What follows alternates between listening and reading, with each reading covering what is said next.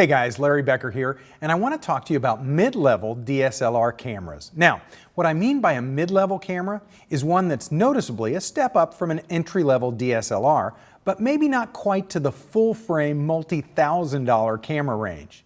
Cameras in this mid-range have a lot in common, like a heftier body, and most of them are pretty well weather sealed against the elements. Now, as far as their common feature set goes, they all have an APS-C sensor, and that means it's quite a bit bigger than a point-and-shoot camera sensor, but still not quite a full frame. Almost all of these cameras have really impressive low-light sensitivity and great onboard image processing. All the cameras in this group have a crop factor of 1.5x, except the Canons, and they have a crop factor of 1.6x. They all shoot JPEG and RAW stills, or they can shoot both at the same time.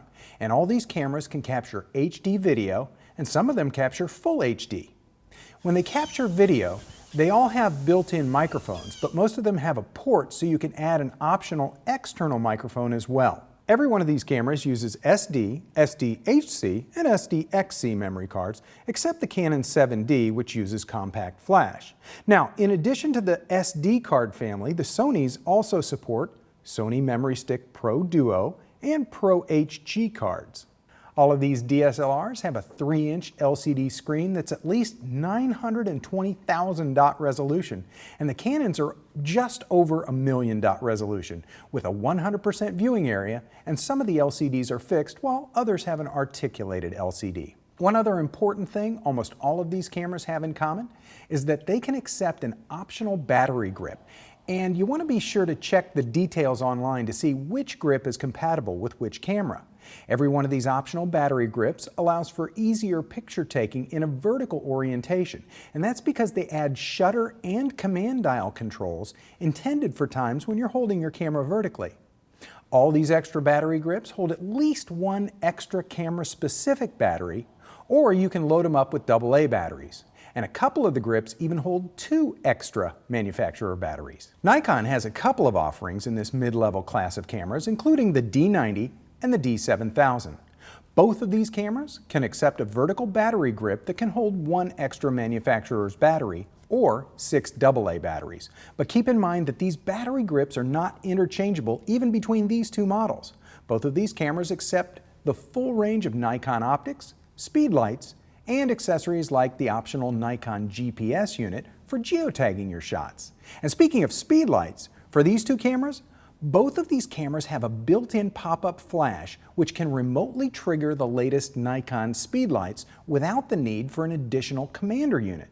Of course, you can add speed lights to the hot shoe and they could control them, but if you just have one extra Nikon speed light and you want to put it somewhere in the room off camera and you wish you could trigger it from your camera's built-in flash, you can do that. Now, when it comes to the differences, the D90 has a 12.3 megapixel DX CMOS sensor that's supported by Nikon's X-Speed image processor.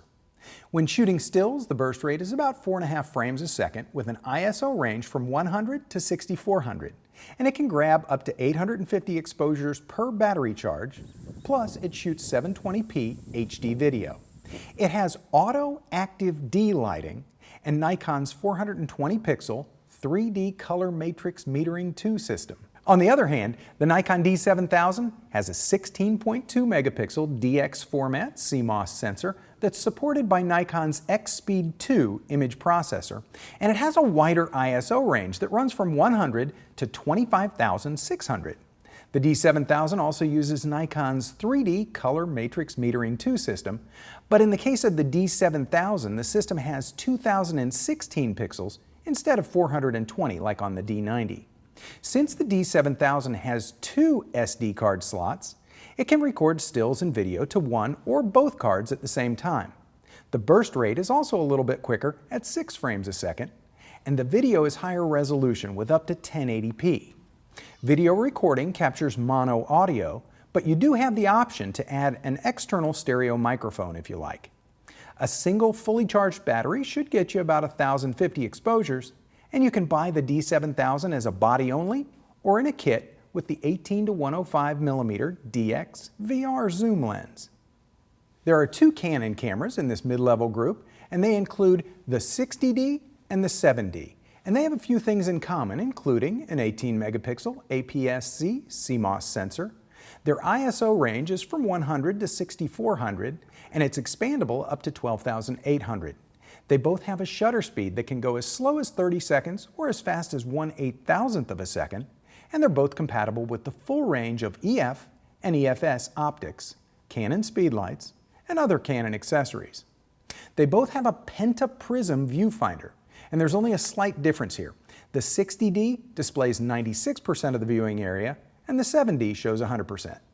You can buy either of these two cameras as bodies by themselves, or in a kit with a Canon EFS 18 to 135 image stabilized lens.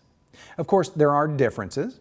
For example, the 60D has an enhanced IFCL 63-zone dual layer metering system and a 9-point autofocus system. The burst rate capture is 5.3 frames per second, but the buffer will fill up after just 58 large JPEGs or 16 RAW images. And the 60D is available in a kit with the Canon EFS 18 to 200 millimeter kit lens. Now, the 7D is a step up, beginning with the magnesium alloy chassis, which has weather-resistant and dust-resistant seals along all of the body panels and control buttons. Instead of just one, the 7D has dual Digic 4 image processors for super fast processing and 8 frames per second burst rates. It has an intelligent viewfinder with a transparent LCD display for overlaying important exposure data, grids, and something called a dual-axis electronic level. It's kind of like an electronic bubble level. Instead of just 9 points for the autofocus system, the 7D has 19 points. You can get a battery grip for the 7D that can hold 2 lithium-ion batteries, and there's also an optional wireless file transmitter available. The 7D has an advanced movie mode with manual exposure control and selectable frame rates, and there's an option for inputting stereo through an external microphone. There's also a slightly different kit available for the 7D that includes a Canon EF 28 to 135 millimeter image stabilized USM lens. The Sony family has 3 cameras in this range: the Sony Alpha A580, the Alpha SLT-A55, and the SLT-A65. Of course, all these cameras are compatible with Sony Alpha A series optics as well as Minolta AF optics. And since steady shot technology is built into the bodies of these cameras, all the compatible lenses work together to minimize camera shake, and these cameras all have tiltable LCDs. You can buy each of these cameras as a body only or with an 18 to 55 millimeter kit zoom, and they all have the built-in ability to process multiple images in some really cool ways. In other words, there are modes where the camera takes multiple shots and then it combines them inside the camera to reduce image shake, or to make a cool panorama, or to create an HDR image. The A580 has a 16.2 megapixel Exmor CMOS sensor, and that's supported by Sony's Bion's image processor. The ISO range is from 100 to 25,600. The shutter speed range is as slow as 30 seconds or as quick as 1/4000th of a second, with a flash sync speed of 1/160th of a second. It has a 15-point autofocus system, dual memory card slots, a pentamirror viewfinder, and there's an optional battery grip which holds as many as 2 extra batteries. Now, the SLT-A55 and the SLT-A65 both have some really cool mirror technology. Unlike a traditional DSLR with a mirror that flips out of the way during image capture, these two cameras have a fixed translucent pellicle mirror that allows full-time autofocus when shooting stills and video. And since the mirror never flips out of the way, there's never an image blackout period during image capture. These cameras both have built-in GPS and a 15-point phase detection autofocus system, as well as built-in LCD help guides in the live view on the LCD electronic viewfinder.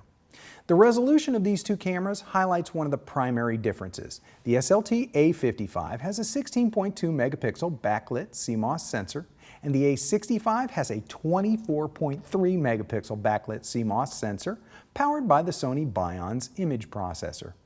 I mentioned that they both have an electronic viewfinder as well as the LCD for previewing your images, but the electronic viewfinder on the A55 is 1.44 million pixels and the A65 is 2.359 million pixels.